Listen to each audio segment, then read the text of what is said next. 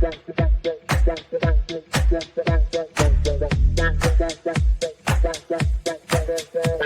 Connections Radio presents. Welcome to Vegas Hockey Hub Recap here on PRConnectionsRadio.com, the voice of new media. I'm your host, Ian Rachiele. And on this edition of Vegas Hockey Hub Recap, where we break down every single game of 2024-2025 season, we are going to be going over what the Vegas Golden Knights have done recently. And this is going to be a really good episode. You know, T-Mobile Arena, your Golden Knights are at home taking on a playoff caliber team. So this is going to be a real interesting episode, and I'm looking forward to cover all of this here on Vegas Hockey Hub. Now, for most recap shows, we have pregame notes. We have something from either morning skate or an announcement from social media, but I'm going to make this quick and brief.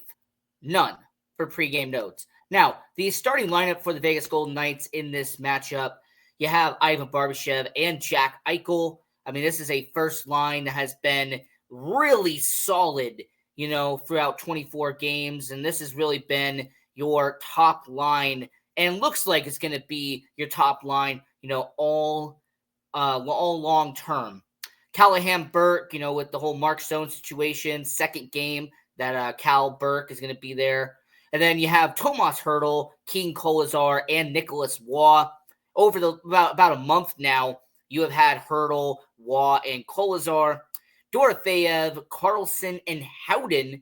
And by the way, Brett Howden did make an impact in this game. We're definitely going to cover all of that here on this episode. And then finally on the fourth line, no change there. So defensive pairings, and there is no changes at all on the defensive pairings. You have Hanifin and Pietrangelo. You have Theodore and McNabb. And you have Haig and Korczak, of course, with Zach Whitecloud, him not being in the starting lineup. And then in net for the Vegas Golden Knights would be Adin Hill. So that's really your starting lineup for this game. And there's a lot to cover, so we're not going to go too much into the starting lineup or pregame. But, you know, really good to be back at T-Mobile Arena. Like I alluded to, they have had a long road trip. You know, it's been a while since they've been back at T-Mobile Arena. So this will be a good game to cover. And for all the Vegas Golden Knights fans watching all around the world, this is good for everyone because this is a game where the Winnipeg Jets, top team in the NHL leading in points, and would be the President's Trophy winner if the season ended right now. So this was a good game. And of course, always we cover every single game here on Vegas Hockey Hub Recap for the 2024-2025 season.